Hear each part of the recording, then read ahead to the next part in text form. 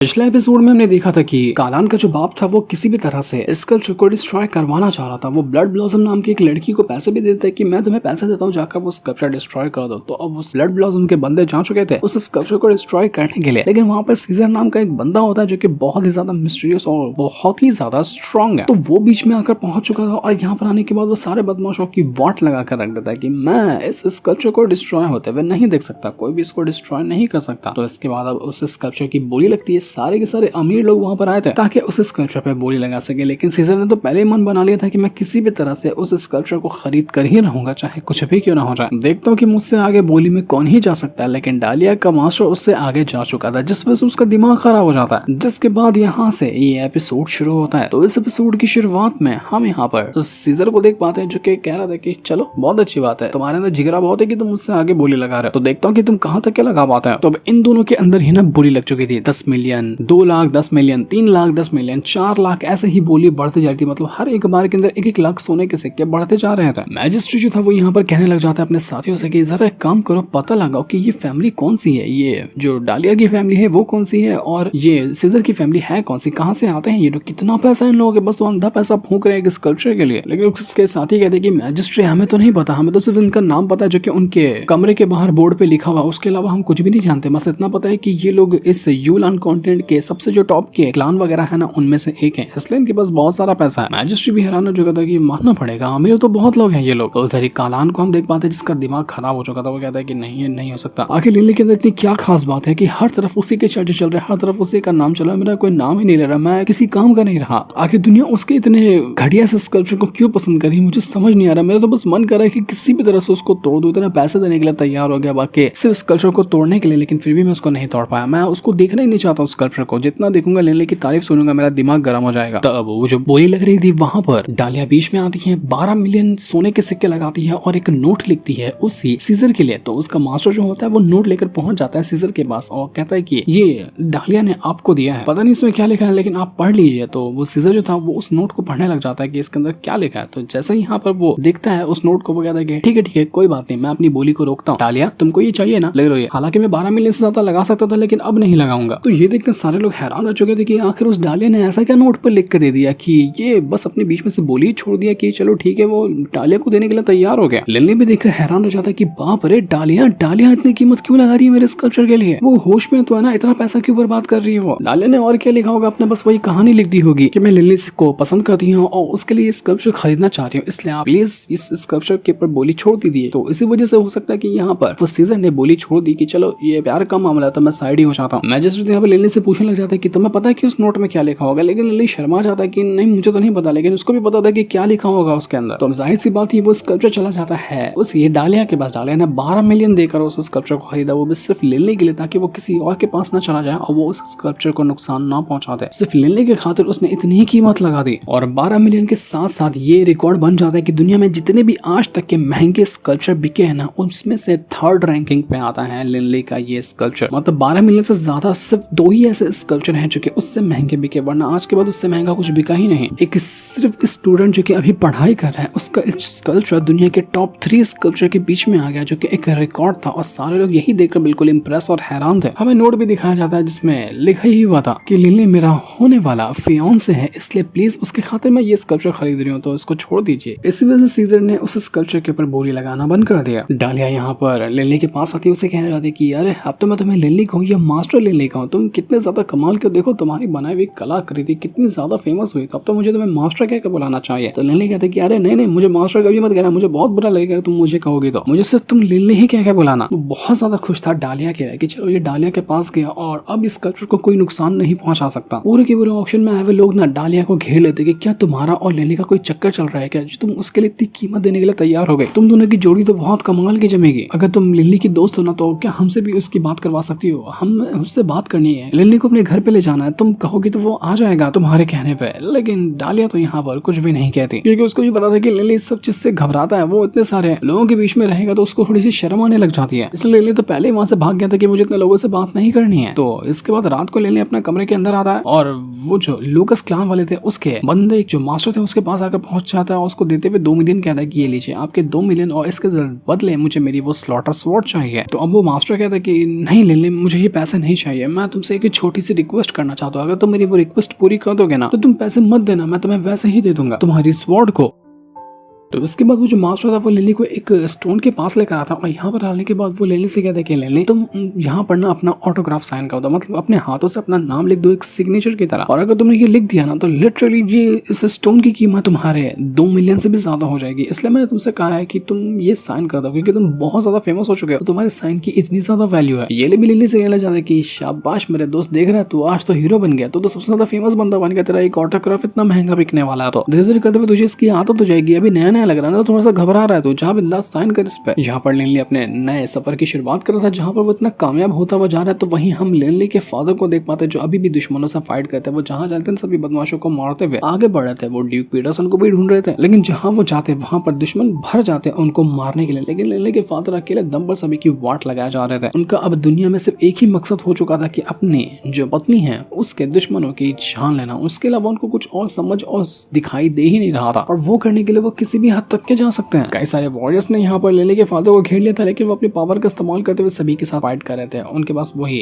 Fake वाली वो जो स्लॉटर स्वॉर्ड है वो होती है, लेकिन फिर भी वो उनके लिए बिल्कुल परफेक्ट है, और उसी को चलाते हुए वो सभी की वाट लगाए जा रहे थे। वो कई सारे वॉरियर को मारते तो हैं, लेकिन अफसोस की बात ये थी कि उनको कई सारे अटैक जाकर लग जाते हैं, और इस वजह से वो बहुत ही भयंकर तरीके से इंजर्ड हो चुके थे। वो अभी भी यहाँ पर फाइट करते जाते हैं, हिम्मत दिखाते जाते हैं, लेकिन ऐसा लग रहा था कि शायद अब वो कमजोर हो चुके हैं और अब यहाँ पर वो और ज्यादा टाइम तक के फाइट नहीं कर पाएंगे। एक तरफ लिली के फादर की हालत बुरी थी, वो बिल्कुल अधमरे हो चुके थे, मरने के कगार पे थे। तो दूसरी तरफ यहाँ पर लिली खुशी से अपना वो ऑटोग्राफ साइन करा था। वो कार्व करता है जैसे कि स्कल्पचर बनाते ना, उस स्टोन के ऊपर अपना सिग्नेचर एकदम स्कल्पचर की तरह बना देता है। तो वहीं लिली के फादर जो थे वो एकदम अधमरे हो चुके थे, और बाकी दुश्मन उनसे कहने लग जाते कि देखो अब इसके अंदर जान नहीं बची है फाइट बैक करने की, यही मौका है इसको मारने का, जाओ और इसकी गर्दन उड़ा दो, ये जिंदा नहीं बचना चाहिए, अगर ये जिंदा बचा तो हमारे काम को खराब कर देगा, इसलिए सबसे पहले इसी की जान लो। लिली के फादर जैसे जैसे अपनी जान बचाते हैं वहां से खिड़की से कूद के सीधा अपने घोड़े के ऊपर गिरते हैं, और वहां से वो आगे बढ़कर भागने लग गए थे क्योंकि उनको पता था कि वो पूरी तरह से घिर चुके हैं, वो इतने ज्यादा इंजर्ड हो चुके हैं कि शायद वो यहाँ पर मुकाबला नहीं कर पाएंगे। लेकिन दुश्मन अभी भी उनका पीछा नहीं छोड़ते, वो चारों तरफ से उनको घेर रहे थे। रात का मौसम भी खराब था, कहीं ऐसा ना हो जाए कि आज यहाँ पर लिली के फादर की भी जान चली जाए। ऐसा हुआ तो लिली कभी अपने आप को माफ नहीं कर पाएगा, वो कितना बुरा फील करेगा। यहाँ पर लिली के फादर टेंशन में थे, तो वहीं लिली जो होता है वो उसको वो स्लॉटर स्वॉर्ड तो मिल गई थी। वो स्लॉटर स्वॉर्ड लिए भागते हुए अपने फादर के पास जा रहा था ताकि अपने फादर को बता सके कि उसको वो स्लॉटर स्वॉर्ड आखिरकार मिल गई है, उसने वो स्लॉटर स्वॉर्ड हासिल कर लिया। लेकिन कहीं लिली को पहुंचने में देर ना हो जाए, उसको वहां पर उसके फादर नहीं बल्कि सिर्फ उनकी लाश ना नजर आ जाए, क्योंकि लिली के फादर बहुत ज्यादा इंजर्ड हो गए थे। उनके ऊपर इतने ज्यादा तीर लग गए थे कि वो अब ढंग से सांस भी नहीं ले पा रहे थे, उनकी हालत खराब हो चुकी थी। उनको ऐसा लग रहा था कि शायद आज मैं नहीं बचने वाला, मैंने अपना मिशन तो शुरू किया लेकिन कभी भी मिशन को पूरा नहीं कर पाया, मैं दुश्मनों की जान नहीं ले पाऊंगा, इसलिए वो अपना भागना भी बंद कर देते हैं और बिल्कुल जो शांति से वहां पर खड़े हो चुके थे कि अब जो भी करना है यहीं पे करना है, मेरी और हिम्मत नहीं है आगे बढ़ने की, क्योंकि आगे जाने का रास्ता भी वैसे खत्म हो चुका, क्योंकि आगे खाई थी और वहां से नीचे जाना मौत को दावत देने के बराबर है। तो इसके बाद हम यहाँ पर डायरेक्ट लिली को दिखाया जाता है, वो स्वॉर्ड लिए स्लॉटर वाली भागते हुए घर पर आता है, और घर पर जब आता है ना उसका दिल टूट जाता है, वो सदमे में जा चुका था क्योंकि वहां पर कॉफिन रखा हुआ था जिसके अंदर लाश होगी, यानी कि उसके फादर नहीं रहे।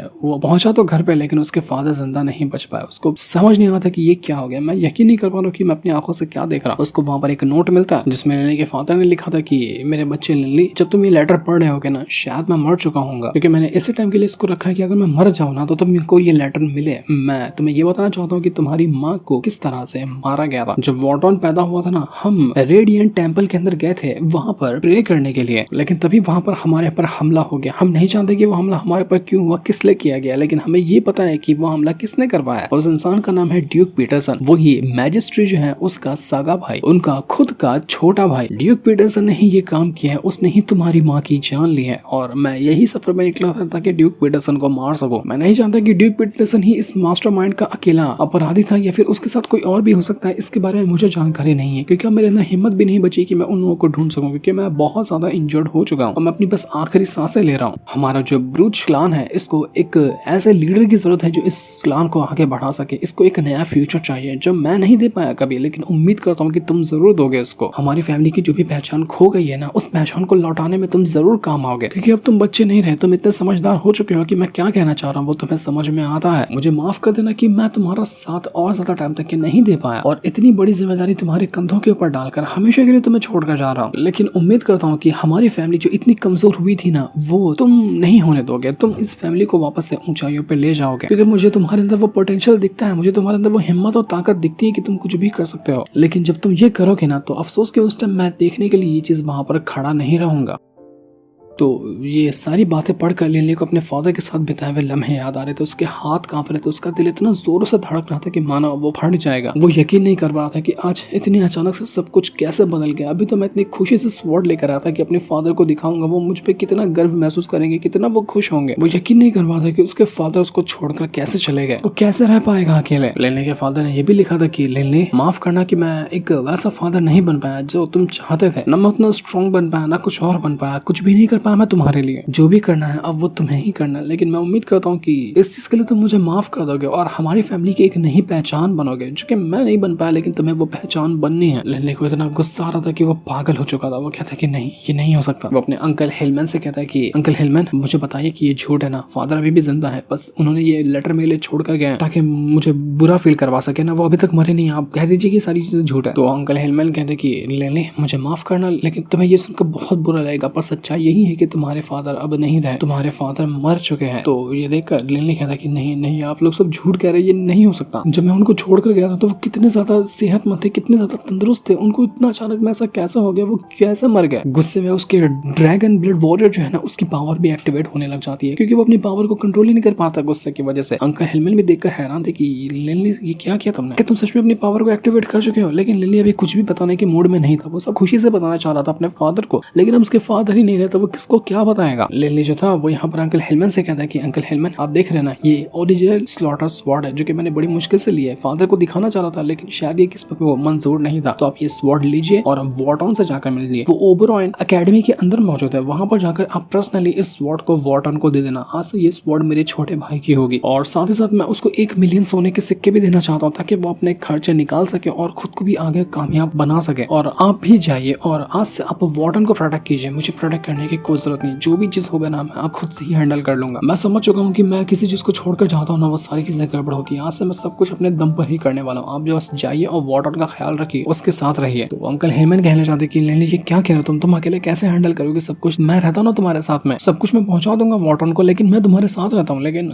लिली कहते कि नहीं अंकल हिलमैन, मैंने कहा ना कि आप जाइए और वॉर्टन को प्रोटेक्ट करिए, मुझे किसी की भी जरूरत नहीं है। जो मैंने आज देख लिया है ना, मुझे उसके ऊपर यकीन नहीं हो रहा, मैं बर्दाश्त नहीं कर पा रहा हूँ कि आज मेरे साथ ये क्या हुआ। अब जो भी आगे होगा मैं सब कुछ को अपने हिसाब से अपने तरीके से हैंडल करूंगा। अब लिली मतलब कि पागल होने वाला है, वो इतना गुस्सा हो जाएगा कि उसका हिसाब भी नहीं होगा। ड्यूक पीटरसन की तो मौत लिखी जा चुकी है लिली के हाथों, वो उसको छोड़ेगा नहीं। अंकल हिलमैन भी कहना चाहते कि हमारा लिली अब बड़ा हो चुका है, वो अपनी जिम्मेदारियां समझना सीख गया। मैजिस्ट्रेट जो था वो यहाँ पर अपना फ्यूनरल की तैयारी करता, उसको भी बहुत बुरा लग रहा था कि नहीं यार, ये नहीं होना चाहिए था। वो अपने साथियों से कहता है कि जाओ और एक बहुत ही बड़े फ्यूनरल की तैयारी करो, सारा का सारा जो हमारा प्लान है, हमारा ये जो कॉन्टिनेंट है ना, सब आना चाहिए। लिली के फादर के उस फ्यूनरल के अंदर लोगों को पता चले कि वो कितना अच्छा इंसान था। मैं उसका ये फ्यूनरल एक बहुत ही बड़ा ग्रैंड फ्यूनरल करना चाहता हूँ, ताकि सभी लोगों को पता चले कि वो इंसान था कैसा। मैं कोई भी इसमें कमी नहीं होने देना चाहता, उसको एक अच्छा टाइटल दिया जाए कि उसने हमारे इस कॉन्टिनेंट के लिए कितने बड़े बड़े काम किए, सारे काम वहाँ पर लिखे जाएंगे। तो सारे लोग उसके साथी जो थे वो उसके लिए तैयार हो चुके थे। इसके बाद हम फ्यूनरल का सीन देख पाते हैं, जहाँ पर लिली के दोस्त वगैरह जो थे वो आए हुए थे उसको दिलासा देने के लिए, उसका साथ देने के लिए कि लिली फिक्र मत करो, हम है ना तुम्हारे साथ, हम हमेशा तुम्हारे साथ खड़े रहेंगे, तुम्हारे हर मुसीबत में खड़े रहेंगे और हर चीज में तुम्हारे साथ शामिल रहेंगे, तो तुम बिल्कुल भी किसी चीज की टेंशन मत लेना। तो लिली कहता है कि तुम दोस्तों का बहुत बहुत शुक्रिया, अब तुम ही लोग तो हो मेरे पास, उसके अलावा कोई और बचा ही नहीं है मेरा अपना। फ्यूनरल के अंदर वहाँ पर एक और मिस्टीरियस बंदा भी आता है जो कि काफी अजीब लग रहा था, और वो यहाँ पर आने के बाद लिली से कह रहा था कि बहुत अफसोस हुआ तुम्हारे फादर के बारे में सुनकर, आखिर ऊपर वाले ने तुम्हारे साथ ऐसा क्यों किया। मैं तो बस लॉर्ड से यही प्रार्थना करता हूँ कि तुम्हारे दिल को सुकून मिले, तुम्हें अच्छा महसूस हो, तुम हमेशा गिल्ट में ना रहो, तुम हमेशा उदास ना रहो। ये वही डार्क चर्च वाले लोग थे जो कि लिली को ऑफर दिए थे उनके सेक्ट में शामिल होने के लिए। तो लिली कहते कि तुम्हारे इस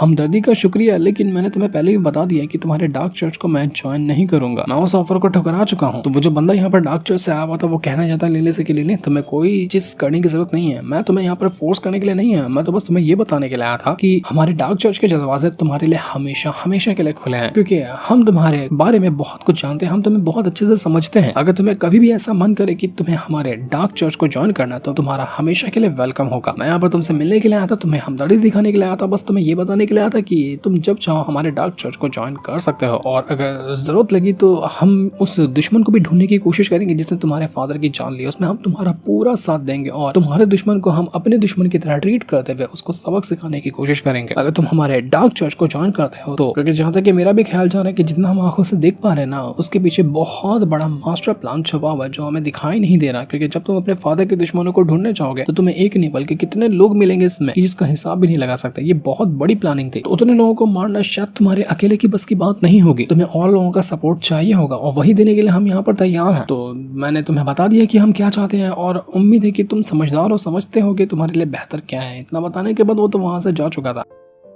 लेने भी सोचने लग जाता है कि बात तो वो सही कह के गया कि बहुत सारे लोग मौजूद होंगे मेरे फादर के मारने की प्लानिंग में, और डार्क चर्च वालों की जो टेक्निक वगैरह है ना वो काफी अच्छी है, जिसके जरिए ड्यूक पीटरसन को मारना उतना आसान होगा, ज्यादा मुश्किल नहीं होगा उसकी जान लेना। तो लेने के दिमाग में आ रहा था कि क्या उसको वो डार्क चर्च को ज्वाइन कर लेना चाहिए।